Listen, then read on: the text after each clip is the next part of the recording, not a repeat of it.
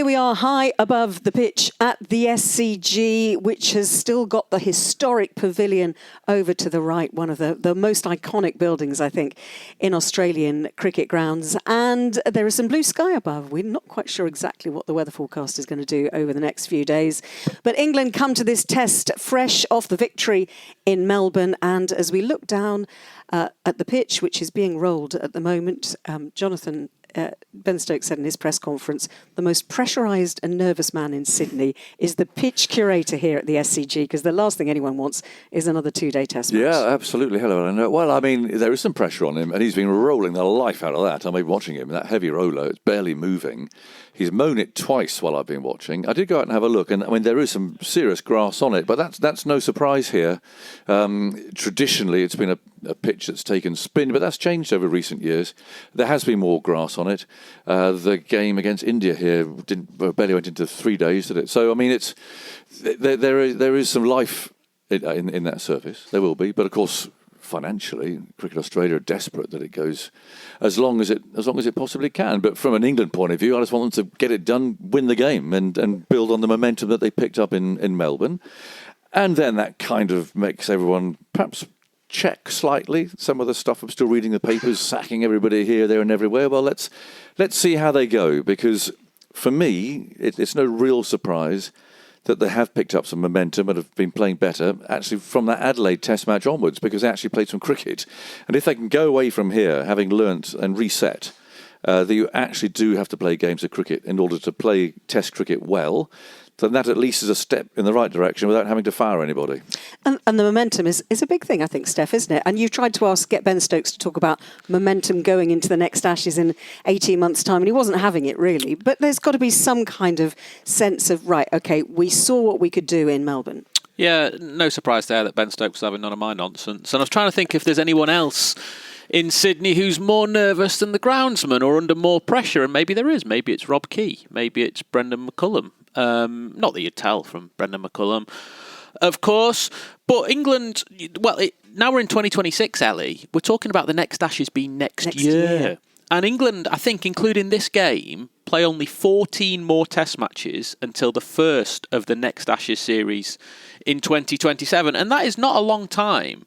And one part of the reason why I asked Ben Stokes that question in the press conference was because Michael Vaughan had said that when England won here in 2003, they were 4-0 down, came here and won to avoid a clean sweep. And there's those pictures of the England team celebrating in front of the Barmy Army with the flags. It looked like they'd won the series, wasn't it? Vaughan got 100. Andrew Caddick took 10 wickets. But Vaughan said that was the start, really, of the road to 2005 and that famous series win.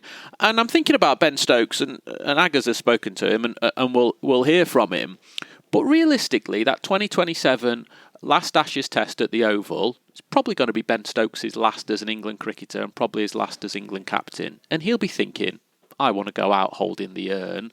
And there'll be a lot of Australian cricketers who have earmarked that series as a full stop for them as well. Again, we're going to hear from Steve Smith, and we were trying to get him earlier on his future. And he said, no, this is not my last test for Australia. Well, if this isn't his last test for Australia, in August time, they start a run of 18 months that ends in that Ashes series in the UK. And this generation of players, Steve Smith, Pat Cummins, Mitchell Starc, maybe Nathan Lyon, amazingly, never won an Ashes series in the UK. Not been since 2001. I grew up in the 90s. Australia hammered us every time they came to the UK. So that series in 2027 is going to be a full stop for lots of different reasons. And England's momentum into that series starts now, really. Whether or not they have the same management, well, that could be impacted by what happens here this week. Well, despite Stefan's best efforts to make Ben Stokes look into his crystal ball and predict the future, he wasn't having any of it. But he spoke to Aggers a little bit earlier on, and he was focusing very much on the matter in hand. So, Ben, this goes without saying, a big game. And what difference what does 3-2 feel like to you after 3-0? Yeah, obviously, when you lose the series in the first 3 games, it's disappointing. But then, yeah, obviously we got the result of Melbourne that we're after, and we're looking to hopefully get the same here. And as said, there's no such thing as a dead rubber when you're playing for England. So we're really looking forward to getting going, and hopefully we can, put a game together and be on the right side of the result again. Yeah. How important is it to win here going forwards? And by that I mean you, Brendan McCullum and co. I mean, do you feel that your futures depend on the result here? I don't know. That's out of our control. But look, in terms of myself, I'm still very keen, very eager as to when I first took the job on to keep doing that. It's not gone how we would have liked it to out here, but look, we've got one more game and then we've got 5-6 months before we play another Test match. So look, we'll get the what we need to get done here, and then we've got a bit of time off before the next Test match. Play. But you, at least, you're focused on going forwards, captain of England. Absolutely, yeah. Okay, and does that go ahead to the next Ashes at home? Could you see yourself, or would you like to lead England? I don't know, to get some retribution for this? Yeah, definitely. Obviously I'm contracted with England until the end of the 2027 season. So, look, obviously there's a lot to happen from now until then. But yeah, look, that's the long-term plan, and at the moment, don't think any otherwise. No. And do you view you and Brendan as being a team? Oh, yeah, certainly. We've worked together for a long time now. We've both thoroughly enjoyed the relationship that we've managed to build and create over that time, and obviously there's been some difficult moments over the last sort of 18 months and all that kind of stuff. And look, we started off on this journey in very, very good fashion, and it's quite obvious to look back over the last certain while that things haven't gone the way that we would have liked them to.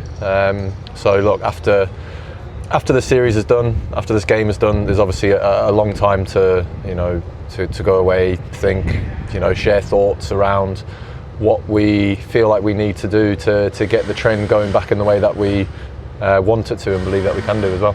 Yeah. Was there a point where you felt, if you look back in hindsight, where you feel that actually perhaps that was like a checkpoint, if you like? What do you mean? Well, in terms of I don't know, the team ethos or the way that you play, or the preparation, whatever it may be. Is there a point where you think, looking back, where you might have started to do things differently? I think hindsight to me is something that's just such a strange one to look into in too much detail. I think it's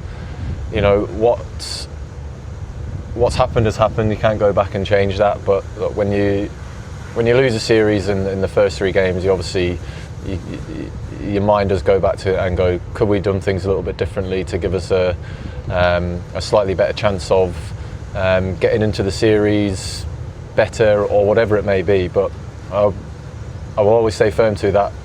Whatever you do in the build up to anything, the most important thing that really matters and what counts is what you do out there on the field. And that's where the skill and the mentality of everyone should be at its peak or most important period. There's no doubt whatsoever that every opportunity we got in the build up to the series, that we trained incredibly hard, and we weren't able to deliver what we needed to do out there in the middle, which is where the big stage is for us as players. Yeah. And that's obviously disappointing. So look, all the time for reflection isn't right now. No. That time will come when the dust will settle on the series, and as I said, we've got a long time before we have to think about going into our next Test series, but we'll be using that time very, very wisely. Yeah. And there are amazing scenes at Melbourne, weren't they? I mean, at the end, the crowd and the atmosphere and so on. I mean, I guess your players are really quite moved by that. Yeah, look, we're very fortunate that we get to play in some pretty iconic Test matches as England cricketers. Boxing Day tests, New Year's tests that we're about to start here as well. And obviously when we get to tour South Africa, we get to do the same as well. So, but yeah, that was a special one for us. Obviously, it's been a long time since an England team have managed to come here and get on the right side of a victory. And yeah, I think the fans were just as happy as us as well when we managed to knock those runs off there at the end at Melbourne. We've had phenomenal support all the way throughout this tour, even when things haven't been going well. So yeah, to see the fans that we had come out here, the Barmy Army, who just overtook Bay 13, seeing the pride and the joy that they had, it was great to be able to share that with them at the end of the game. Yeah. And last thought, I mean, will you be using that as part of your team build-up, your preparation? I mean, are you going to speak to the team any differently than you have done as a result of what happened in Melbourne? Oh no, look, I sort of try and let the moment come to me in terms of what I do say, and making sure that the moment is right. I haven't said too much to the team as of yet, because we'll probably wait probably till tomorrow morning to do that, but we all know how important and how big this game is for us, and although we've not won the Ashes, and that's what we wanted to do, winning the game for England is just as important as any opposition that you play against. Well, that was Ben Stokes talking to Aggers. I've got to say, coming here to Sydney, it feels an awful lot better to come here to Sydney, as Stokes was saying, on the back of a win, Jonathan, and knowing that it can't be a whitewash, and we're not going to have to put up with Glenn McGrath sitting here for the next few days in the Test match, which celebrates his charity. Yeah. Looking at 5-0, but let's just think about that to start with, because that a little bit of momentum that Stefan says, that little bit of positivity. Well, yes, that's got to be a good thing for absolutely, players. and that's why I asked him about the memories that they had at the end, because the crowd, the atmosphere was incredible, and to come to Australia and to win a match. I know it sounds a bit sad, but it hasn't obviously happened for a long, long time, and that does feel as if those players now know what it feels like. They've done it. They've kind of broken that duck. And so that is good news. I was interested in, he was very firm about carrying on, which I think is good for English cricket, actually. I mean, there could be other changes, who knows. But I think it's really important that Ben Stokes remains motivated to be England's captain until that Ashes series. I don't see anybody else who could possibly do it. And that's not a reason for saying that Stokes has to do it, but it simply says that he is comfortably the best man for the job. And so, I mean, he absolutely needs to remain. What happens with McCullum and Key? Well, McCullum has already, in fact, they both have owned up, if you like, that's the right way of putting it, to having got preparation wrong. Whether Brendan might regret having said that after Adelaide, with 2 tests still to play, I'm not sure, because it'll always be remembered as him having said that now and having taken responsibility for 3-0. But that is a fact. And you do feel that even if they do win here, to lose 3-0 as they did was a massive disappointment, and that should not have happened. For me, personally, I think there should have been a stronger man as director of cricket to say to McCullum and Stokes, who are very much a partnership, sorry, that's not good enough. That's not going to work. Let's just have a quick look at this and get a couple of games in at the start. But that didn't happen, and that for me is Rob Key's fault. He should have been strong enough or minded enough to have said, sorry, that's not right. And I think, therefore, he is to blame largely for that. I mean, Ben Stokes was not going to talk about hindsight, was he? He says he's not a fan of. No, but you learn from hindsight. I mean, I don't accept that. I don't accept that. No, absolutely. He raised it really, and I say, go on then. Well, where was the point at which you realise that things had gone a bit out of hand or weren't right? Oh, well, look at hindsight. Well, actually, you do, because you have to learn.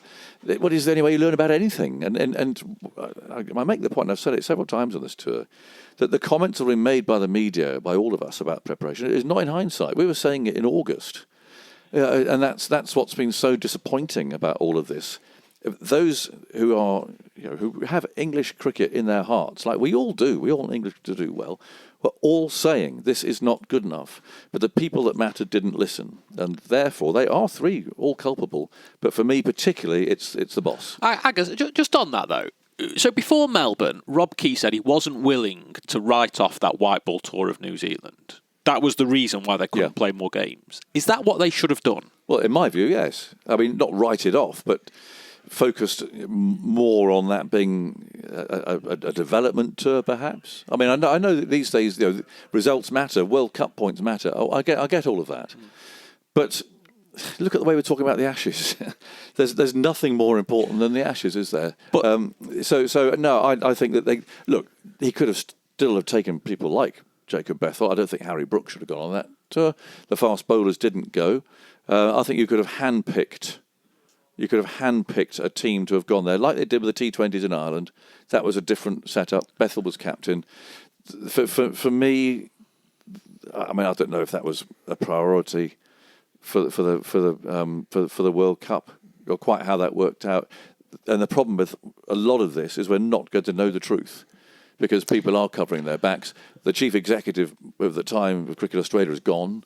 A decent fellow called Mike Hockley, who we know very well, he would have been involved in the negotiations leading up to it. Could they not have played? I didn't quite understand the logic of not playing a warm-up game against Australia, maybe at the MCG. I mean, that's en route from New Zealand. But, I think they said it was just too close to the end of that tour. But the reason I raised that point about not writing off the New Zealand tour is because it's entwined with Ben Stokes' future as England captain. And one of the thoughts I've had about Stokes on this tour is he has carried the burden of a lot that's gone on around this team quite visibly. We saw that in Melbourne, certainly, in the aftermath of the Ben Duckett video and all those sorts of things. And I don't know, do you remember his reaction to dismissals in Adelaide and Brisbane when he sort of shouted to the skies? Absolutely, and all heartbroken. you know. But I think he revels in that, you see. Of course, but with the white ball team, the big change now is that Brendan McCullum coaches both teams. Yep. And when Stokes spoke to the writers yesterday, he said, well, when we're looking forward, I've got to go and get my head together with Brendan McCullum to plot the future of this test team. Well, that won't be for a little while. He won't see him because Brendan McCullum's going to concentrate on the white ball team. And I think it's great that Stokes wants to carry on as captain because actually, if you think everything that he's been through on this tour, no one would have blamed him if at one point he closed his hotel room door and gone, do you know what? I don't need this anymore. I'm carrying this. And I've looked at the players around him. I just thought there's been a time when he's sort of a lion leading lambs. There is so many players in this England team that have wilted on the biggest stage. Players that England have backed. There's a lot of leaders that they've lost over the past couple of years. Harry Brook as vice-captain still hasn't sort of grown into the role.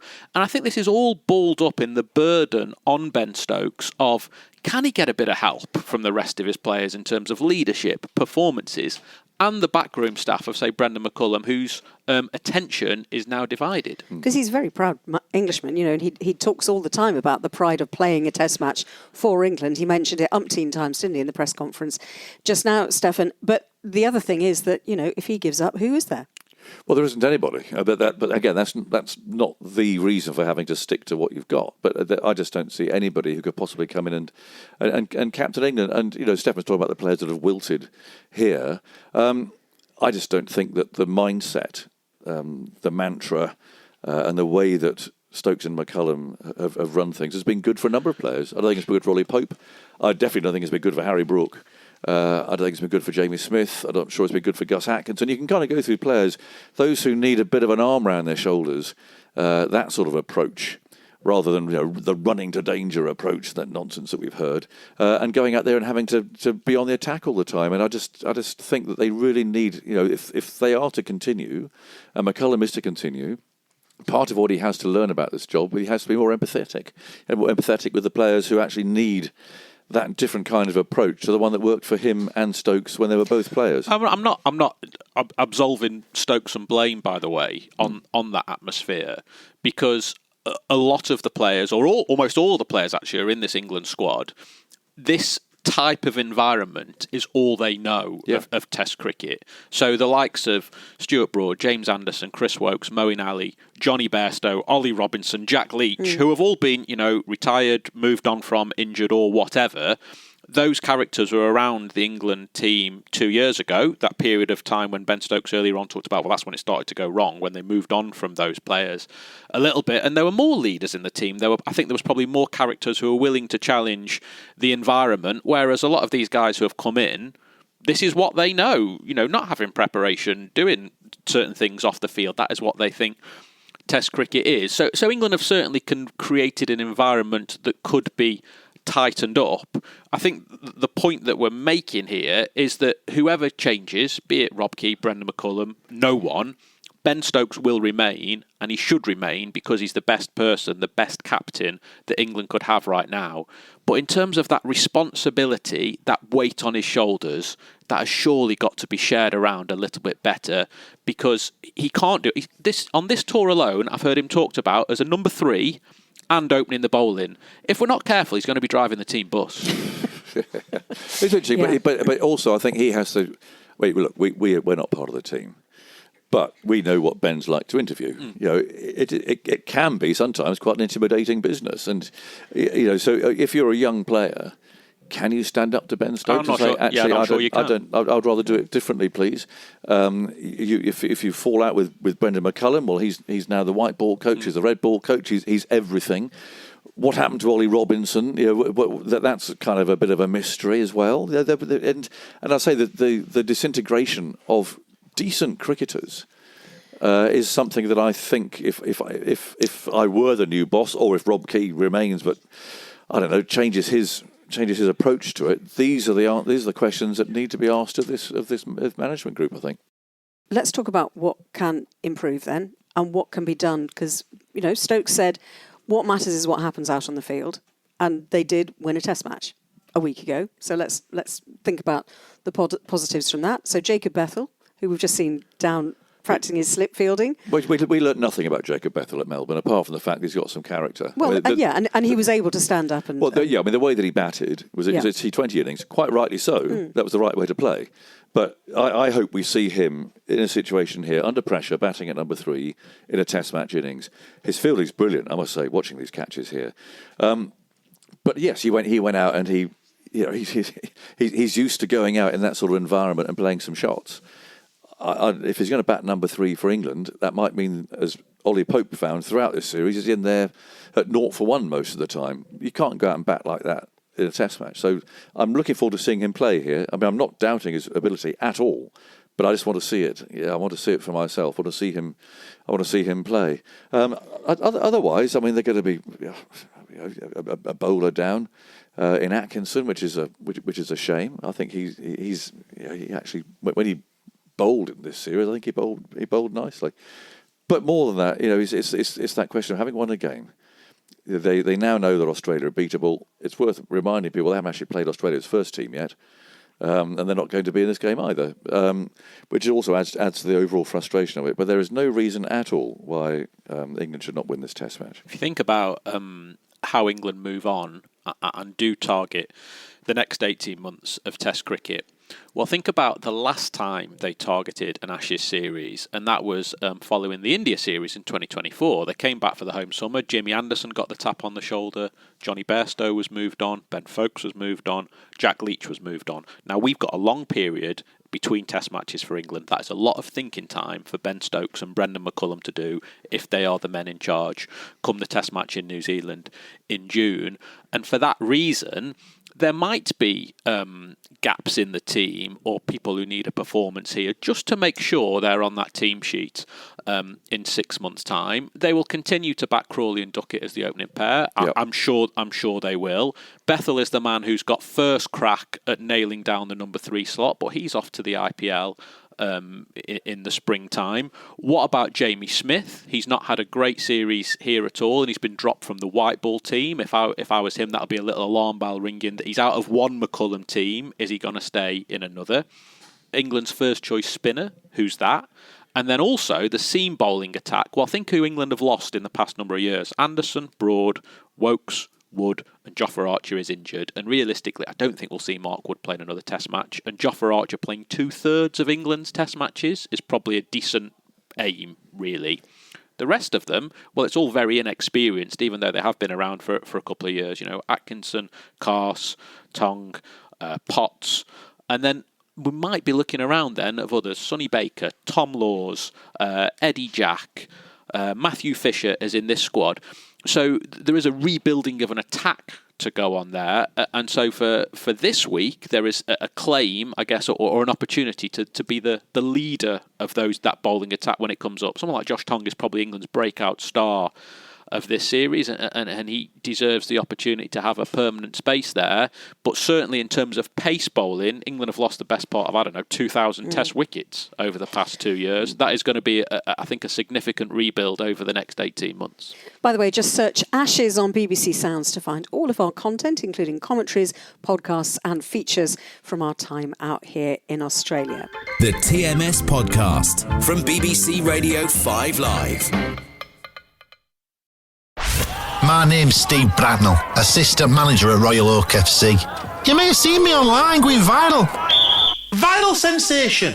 And now, the BBC have given me the chance to set the footballing world back to rights. This could be a great opportunity for us, lads, a podcast for the BBC. Can I just say, what's a podcast? Brilliant! Great start. Well done, Bob. Brilliant. We can completely show utter transparency to Royal Oak fans. I'll use me charm. Gift it, Gab. Game's gone. The Steve Bracknell Podcast. Watch on YouTube. Listen on BBC Sounds. Let's switch focus to the Aussies then. Their captain, Steve Smith, spoke to the ABC's Ben Cameron. Steve Smith, thanks for joining us. I know you spoke about it a little bit at your press conference, but Usman Khawaja, the big story of yesterday, announcing his retirement. You've played a lot of cricket with him. How will you remember him? Yeah, I've played with him for a very long time. I was part of his debut game here 15 years ago, so I've seen him grow and evolve over the years. He's had such a valuable contribution to Australian cricket. The way he's been able to evolve over the years and play the way he has been outstanding. To play 88 Test matches is an incredible feat, and he'll be missed around the Australian dressing room. A lot has been said about the SCG pitch. You played in a Shield match here at the start of the season. We did see Nathan Lyon and Todd Murphy, ironically, play in that game. What did you learn from that as to what we might get here in this match? Yeah, I think it was a decent wicket for the first probably day and a half, and then started to break up quite a bit in terms of the cracks. There wasn't a great deal of spin for the match, but cracks came into play pretty early, so it got tricky to bat. It was a bit up and down, and a lot up and down, and hard to play. So whether that's the same out here, I'm not sure. We haven't had the chance to look at the wicket today, so get that look and then figure out how we want to go about it. What do you want this SCG pitch, it's your home ground obviously, to look like, to play like moving forward?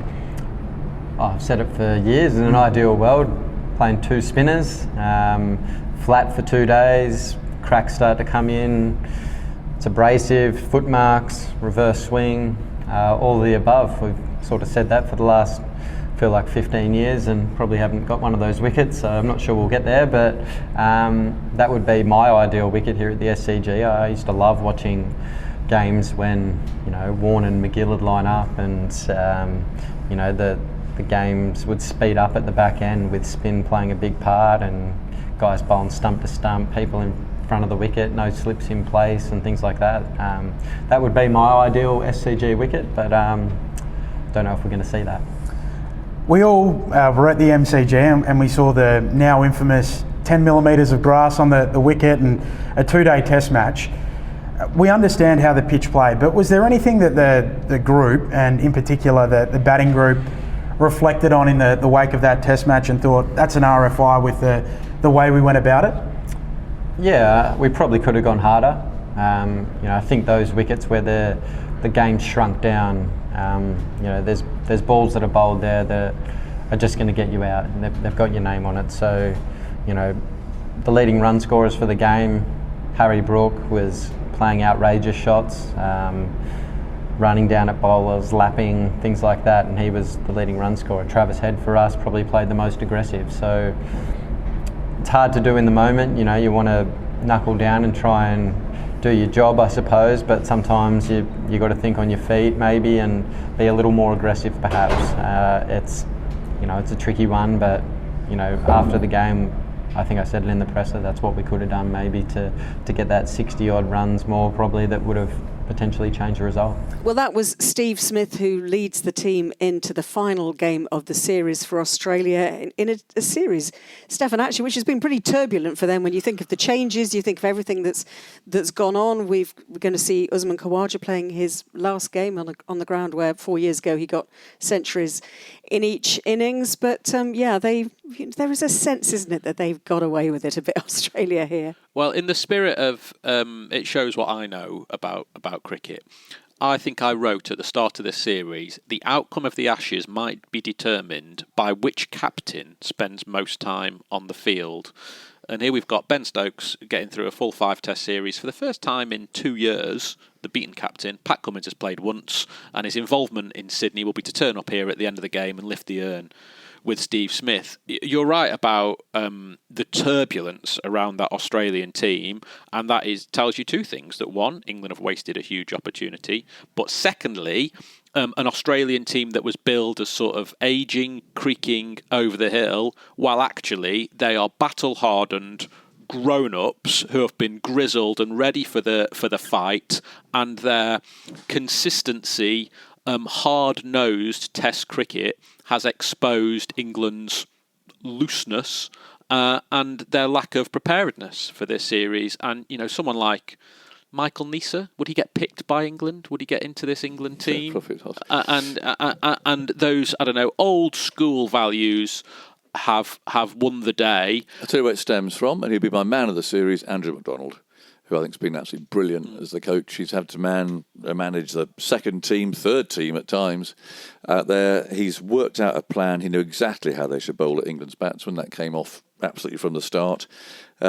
He's an unassuming fella. I've known him a few years now, and he's just been plotting and scheming away.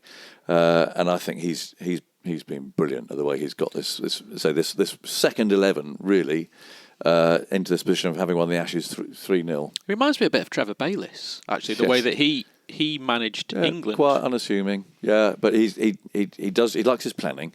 I walked back with him from the ground at Adelaide, actually. Good man of Leicester, He was a good man of Leicester, good man of Essendon and Melbourne as well, where I used to play. So a few connections, but he's a good man. No coincidence they had their Ron Ball T-shirts on at Adelaide. As a sort of a tribute. So because he's known as Ronald McDonald. Yeah, so the job that he has done. Khawaja, interesting. I mean, had Steve Smith not been ill at Adelaide, his career would have finished quietly, presumably buried at Adelaide, and he wouldn't have had the farewell. We see a few farewells here, and it's always rather emotional when an Australian cricketer comes out and says goodbye. His press conference yesterday is rather sad if he's had to endure that sort of background to his career, because he's been a real sort of groundbreaking cricketer for Australia, the first Muslim to play for Australia. That's quite a big deal here, and it's sad if there've been issues that have gone along with that. But anyway, he's got his chance tomorrow. He'll come out, and it's a chance that he probably thought he wouldn't get the day before Adelaide. So good luck to him. In terms of that Australia team as well, and I'm taking absolutely nothing away from Australia because they have comfortably been the better team in this series. If you went through that Australia squad and you just say, who has actually maybe performed above what we would have expected or hit their heights, I think you'd probably just centre on Travis Head, Alex Carey and Mitchell Starc. The rest have been okay. They've done their job when they needed to. Steve Smith's only made 1 half-century. Yep. Nathan Lyon, bit part in the series. Pat Cummins, bit part in the series. Josh Hazlewood, not seen at all. Cameron Green, really disappointing. The most expensive overseas signing in the history of the IPL. So, again, tells you two things. England have missed an opportunity, but good teams win when they're not at their best. Australia have done that. And this group of players will now firmly have their sights set on 2027 in England and doing that thing an Australian team has not done for a very long time.